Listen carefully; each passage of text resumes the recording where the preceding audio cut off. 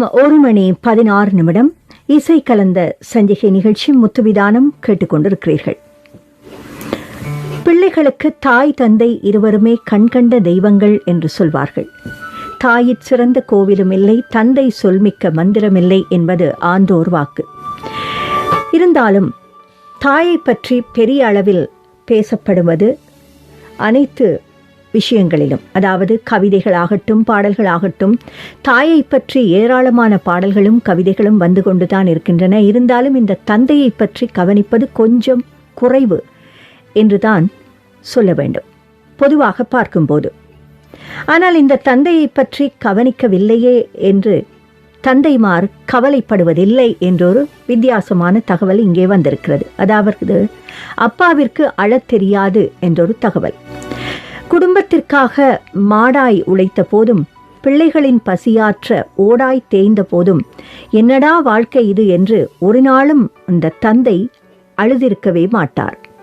மனைவியை நெஞ்சில் சுமந்து, பிள்ளைகளை தோளில் சுமந்து, குடும்ப பொறுப்புகளை தலையில் சுமந்து, போகும் வழி தெரியாமல் விழி பிதுங்கி நின்ற போதும், தான் கலங்கினால் குடும்பம் உடைந்துவிடும் என கல்லாய் நின்றவர். ஆனால் நாம் எல்லோரும் அவரை கல்லென்றே நினைத்து விட்டோம். பொதுவாக அம்மாவிடமே பிள்ளைகள் ஒட்டிக்கொள்ளும். அம்மாவிடம் ஒட்டிக்கொள்வோம், அப்பாவிடம் எட்டி நிற்போம். முகம் கொடுத்து பேசிய வார்த்தைகள் சொற்பம், மிக மிக சொற்பம். ஆனால் தோல்வியில் துவளும் போது பிடித்து கொள்ள அப்பாவின் கைகளைத்தான் முதலில் தேடுவோம். இது யதார்த்தம், உலக யதார்த்தம். நம்மை அள்ளி அணைத்து முத்தமிட்டதில்லை என்றாலும் தள்ளி நின்று உணர்ச்சி வெள்ளத்தில் ததும்பும் ஜீவன்தான் அந்த அப்பா என்ற ஜீவன். நாம் உண்ணும் சோறும் உடுத்தும் உடையும் படித்த படிப்பும் அப்பாவின் வேர்வையில்தான் என்று ஒரு நாளும் அந்த தந்தை சொல்லிக் காட்டியதே இல்லை. நேரில் நம்மிடம் 4 வார்த்தை கூட பேசாதவர், ஆனால் ஊர் முழுக்க நம்மை பற்றித்தான், அதாவது பிள்ளைகளை பற்றித்தான் பெருமையாக பேசித் திரிவார் தந்தை. அம்மாவின் பாசத்தை அங்கலாய்க்கும் நாம் அப்பாவின் பாசத்தை உணரக்கூட இல்லையோ என்று தோன்றுகிறது. நமக்கு மீசை முளைத்தால், அதாவது ஆண்களுக்கு அப்பா குதூகலிப்பார். தோளுக்கு மேல் வளர்ந்து விட்டால் அவரே உயரமானதாக உணர்வார்.